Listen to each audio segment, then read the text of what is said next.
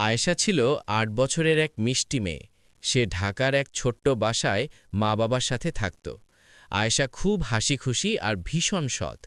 তার সবচেয়ে প্রিয় বন্ধু ছিল একটি সবুজ টিয়া পাখি, টুনটুন। টুনটুন সবসময় তার কাঁধে বসে আয়েশা ভালো মেয়ে বলে ডাকত। একদিন স্কুলে টিফিনের সময় আয়েশা মাঠে খেলছিল। হঠাৎ সে বেঞ্চের নিচে একটি সুন্দর গোলাপি পেন্সিল বক্স দেখতে পেল। বক্সটাতে ঝকঝকে স্টিকার লাগানো। আয়েশা অবাক হয়ে বলল, আরে, এটা তো আমার না। টুনটুন ফিসফিস করে বলল, চেক করো, কার হতে পারে। আয়েশা একটু ভেবেছিল। পেন্সিল বক্সটা খুব সুন্দর, তার নিজেরটাও একটু পুরনো। মনে হলো, রাখলে তো কেউ জানবে না। কিন্তু সঙ্গে সঙ্গে সে মাথা নাড়ল, না না, এটা ঠিক হবে না। ঠিক তখন তার বান্ধবী রিমা কাঁদতে কাঁদতে বলল, আমার পেন্সিল বক্সটা কোথায় গেল, আমি খুঁজে পাচ্ছি না। আয়েশার বুক ধকধক করতে লাগল।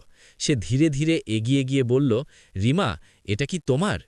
রিমার চোখ চকচক করে উঠল। হ্যাঁ, এটা আমার, আমি তো খুব ভয় পেয়েছিলাম।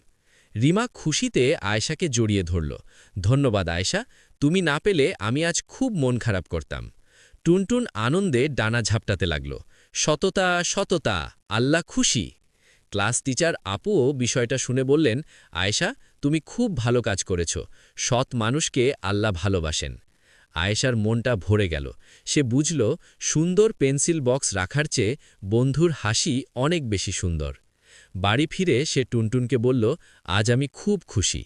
টুনটুন মিষ্টি করে বলল, ভালো কাজ করলে মনও হাসে। সেদিন থেকে স্কুলে সবাই জানত আয়েশা সত্যবাদী আর চরিত্রবান মেয়ে। নৈতিক শিক্ষা, সততা ও ভালো চরিত্র মানুষকে সবার প্রিয় করে তোলে আর আল্লাহর কাছেও প্রিয় বানায়।